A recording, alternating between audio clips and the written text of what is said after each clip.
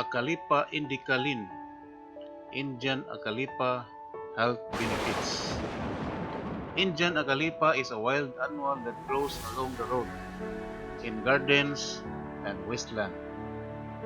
It is not an ornamental plant, as it has no showy colored flowers. The plant grows to a height of 25 to 65 centimeters. The leaf pistils are long and slender, and the oval leaves are about 3 to 8 centimeters long. The leaf margins are serrate or toothed. The flowers are borne in auxiliary erect spike, with the female flowers supported by conspicuous wedge-shaped wrap, and the minute male flowers borne on top of the spike. The fruits are small, hairy and concealed in the bracts. Medicinal use: promotes the removal of mucous secretions from the bronchi tubes. Promotes the flow of urine. Bronchitis, asthma, pneumonia, and rheumatism. A laxative: scabies and other skin diseases. To expel worms from the body. Very good agents for causing vomiting. Earthy: syphilis ulcers and relieving the pain of snake bites and irritation caused by the bite of centipede. How to use?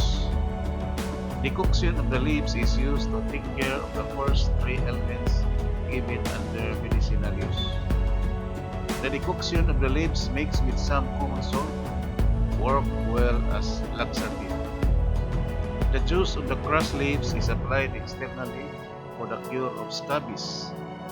When it is to be used for other skin diseases, a very small quantity of white lime, calcium chloride, should be mixed with the juice before application. The powder of the dry leaves is given to children for deworming. The decoction of the leaves with a little garlic also has the same effect.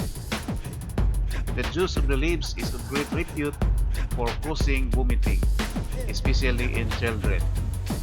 The decoction of the leaves is used for erythis. A poultice, cataplasm of the leaves, is applied externally to syphilitic ulcers and also as a means of relieving pain of non-poisonous snake bite and irritation caused by the bite of centipede. Part use: the leaves and roots. Check out more footage about Indian Acalypha.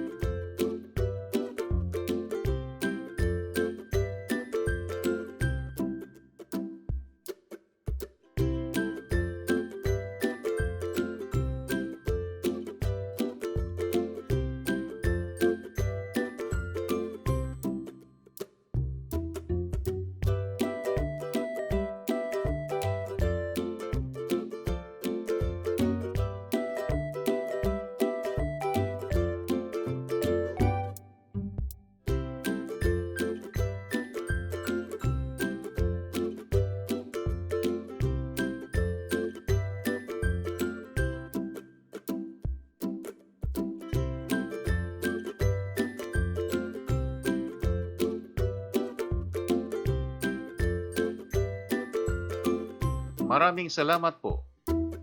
Please click like and share. If you like the video, please click the subscribe button below and don't forget to click the bell icon so you are notified if we upload new videos. Bye bye.